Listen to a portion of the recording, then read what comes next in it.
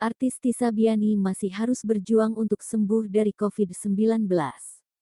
Kesedihan tidak hanya dirasakan oleh Tisa, namun juga sang kekasih, Dul Jailani. Pemilik nama Abdul Qodir Jailani memperlakukan Tisa begitu manis saat datang menjenguk. Dul membawakan bunga mawar dan membawakan nasi goreng buatannya.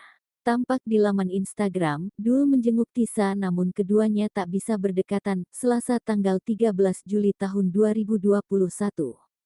Terlihat Tisa membawa buket bunga mawar merah dari Dul. Keduanya bertemu dengan jarak yang tak berdekatan. Tisa dan Dul juga mengenakan masker. Jengukin Tisa Biani yang dipositifkan COVID sedih cuman BS ngasih bunga en masakin nasi goreng yang kumasak, gak bisa pegangan tangan.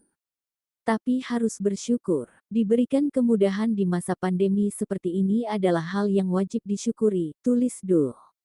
Putra bungsu Maya Estianty itu mengabarkan jika dirinya negatif COVID-19.